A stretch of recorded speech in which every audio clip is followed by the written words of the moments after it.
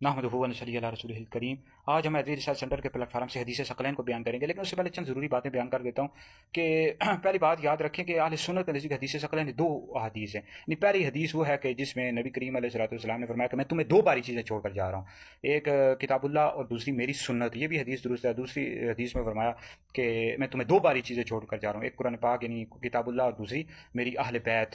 تو اب یہ دونوں حدیث درست ہیں، اس کے حوالے سے میں تفصیل کے ساتھ گفتگو کروں گا۔ تو جو رافضی شیعہ ہیں، یہ جو پہلی حدیث ہے حدیث ثقلین کہ میں تمہیں دو باری چیزیں چھوڑ کر جا رہا ہوں، کتاب اللہ اور میری سنت، اس کو نہیں مانتے، کیونکہ آپ وہ جب سنت کو بیان کریں گے تو اس میں خلفائے راشدین کی بھی سنت آ جاتی ہے، حضرت ابوبکر صدیق کی سنت، حضرت عمر کی، حضرت عثمان کی، حضرت علی کی سنت، تو وہ پھر سنت والی حدیث کو چھوڑ دیتے ہیں۔ جو ناسوی ٹولہ ہے، جو اہل بیت کا بغض اور کینہ رکھتے ہیں، وہ اس دوسری حدیث کو چھوڑ دیتے ہیں کہ میں تمہیں دو باری چیزیں چھوڑ کر جا رہا ہوں، ایک قرآن پاک اور دوسری میری اہل بیت۔ تو یہ رافضی اور ناسبی جو ہیں، رافضی اور ناسبی، یہ دونوں جو ہیں، یہ ایک اہل بیت کا، یہ ناسبی اہل بیت کا بغض اور کینہ رکھتے ہیں، اور جو رافضی شیعہ ہیں یہ خلفائے راشدین ابو بکر، عمر، عثمان، علی، بالخصوص خلفائے ثلاثہ سے بغض اور کینہ رکھتے ہیں، تو اس حدیث کو وہ چھوڑ دیتے ہیں۔ تو آج میں ان دونوں حدیث کو بیان کروں گا، حدیث ثقلین کو بیان کروں گا۔ بھائی امت کی گمراہی کی وجہ کیا، امت کیوں گمراہ ہوئی؟ بھائی کسی نے خلفائے راشدین کے طریقے کو چھوڑ دیا اور کسی نے اہل بیت کا بغض اور کینہ رکھا ہے۔ جو رافضی شیعہ ہیں، اہل بیت جو خلفائے راشدین ہیں ان کے طریقے پر عمل نہیں کرتے، ان سے بغض اور کینہ رکھتے ہیں۔ جو ناسبی ہیں یہ اہل بیت کا بغض اور کینہ رکھتے ہیں۔ تو ہم اہل سنت ہیں، ہم نبی کریم علیہ الصلوۃ والسلام کے اہل بیت سے محبت کرتے ہیں اور خلفائے راشدین کے طریقے پر بھی عمل کرتے ہیں۔ تو بہرحال یہ دونوں حدیث ثقلین ہیں، حدیث ثقلین، اور یہ دونوں درست ہیں۔ بھائی سب سے پہلے جو حدیث ثقلین ہے، جو مشکات شریف میں موجود ہے، موطا امام مالک میں، مستدرک میں، اور اس کی سند بھی حسن درجے کی یہ حدیث ہے۔ نبی کریم علیہ السلام نے فرمایا میں تمہیں دو باری چیزیں چھوڑ کر جا رہا ہوں، ایک کتاب اللہ قرآن پاک، دوسری میری سنت یعنی تمہارے نبی کی سنت، رسول کی سنت، ٹھیک ہے۔ اب اس کو اس حدیث، یہ حدیث حسن درجے کی حدیث ہے، اب اس کو رافضی شیعہ نہیں مانتے۔ اس کی وجہ یہ آپ کو پتہ ہے، جب سنت کہیں گے سنت میں خلفائے راشدین کی بھی سنت آ جاتی ہے۔ تو اس حوالے سے جیسے کہ حدیث ابو داؤد میں، ترمذی میں، ابن ماجہ میں، احمد میں حدیث موجود ہے، نبی کریم علیہ السلام نے تم پر میری اور میرے خلفائے راشدین کی سنت لازم ہے، طریقہ لازم ہے۔ اب اہل سنت کے نزدیک خلفائے راشدین پانچ ہیں، حضرت ابو بکر صدیق، حضرت عمر، حضرت عثمان، حضرت علی، امام حسن۔ تو امام حسن پر خلافت راشدہ ختم ہو جاتی ہے، تو رافضی شیعہ اس حدیث کو نہیں مانتے، ٹھیک ہے۔ لیکن آج چونکہ یہ جو مشہور حدیث ثقلین بیان کی جاتی ہے کہ جس میں نبی کریم علیہ السلام نے غدیر خم کے موقع پر فرمایا کہ میں تمہیں دو باری چیزیں چھوڑ کر جا رہا ہوں، ایک قرآن پاک اور دوسری میری اہل بیت۔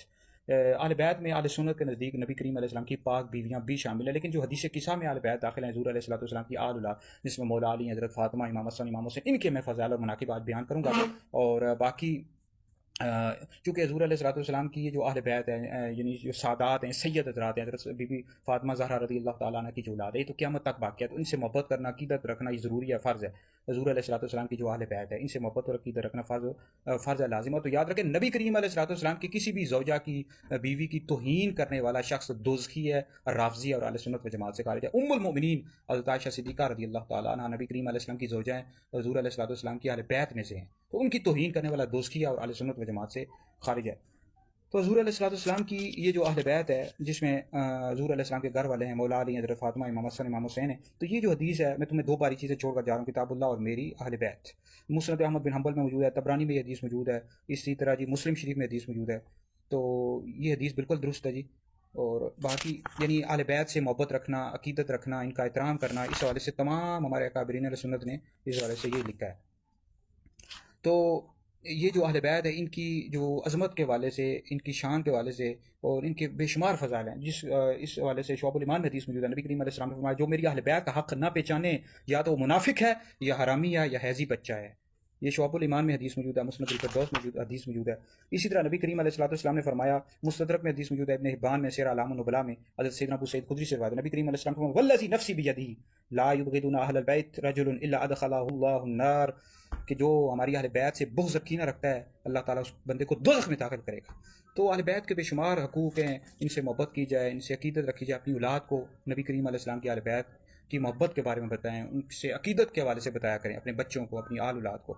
تو افضل البشر بعد الانبیاء حضرت سیدنا ابوبکر صدیق اکبر رضی اللہ تعالیٰ عنہ کا فرمان موجود ہے بخاری شریف میں، جس میں فرماتے ہیں یا ایھا الناس ارقبوا محمدا فی اہل بیتی، کہ سرکار کا جو قرب ہے حضور علیہ الصلوۃ والسلام کے اہل بیت کے قرب میں تلاش کرو۔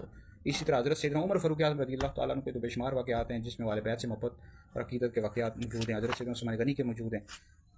تو اہل بیت سے محبت کی جائے، اپنی آل اولاد کو آپ سکھائیں۔ تو یاد رکھیں حضور علیہ الصلوۃ والسلام کی اہل بیت سے محبت رکھنا، عقیدت رکھنا فرض ہے۔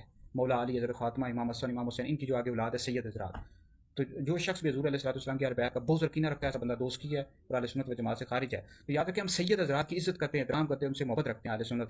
لیکن جو سید نبی کریم علیہ السلام کے کسی بھی صحابی کو برا بلا کہتا ہے، ایسا پھر شخص دوزخی ہے اور اہل سنت و جماعت سے خارج ہے اور رافضی ہے، پھر اس کی بھی عزت نہیں کی جائے گی. سید کی اس وقت تک عزت کی جائے گی جب تک کہ وہ تمام صحابہ کی عزت کرتا ہے، احترام کرتا ہے. اگر کسی بھی صحابی کو برا بلا کہتا ہے تو پھر ایسا سید رافضی اور اہل سنت و جماعت سے خارج ہے، پھر عزت کے لائق نہیں. اہل سنت کا یہ عقیدہ ہے کہ انبیاء کے بعد سب سے افضل حضرت ابوبکر صدیق ہے، دوسرا نمبر عمر کا ہے، تیسرا عثمان کا، مولا علی کا چوتھا نمبر ہے. اور پہلا نمبر جو مولا علی کو دیتے ہیں وہ رافضی شیعہ دیتے ہیں، اہل سنت ہرگز نہیں دیتے. تو بہرحال حدیث ثقلین کو آج میں نے واضح کیا، حدیث ثقلین دو طرح کی حدیث، دونوں حدیث ہیں، دونوں بالکل درست ہیں. اور اہل سنت دونوں حدیث کو مانتے ہیں، دونوں پر عمل کرتے ہیں. تو امت کی جو گمراہی کی وجہ ہے وہ یہی ہے، خلفائے راشدین کے طریقے پر عمل نہیں کرتے، رافضی شیعہ نہیں کرتے، اور ناسبی جو ہیں اہل بیت کا بغض یقینہ رکھتے ہیں. ٹھیک ہے جی، ہم صحابہ سے بھی محبت کرتے ہیں اور اہل بیت سے بھی محبت کرتے ہیں. ٹھیک ہے جی.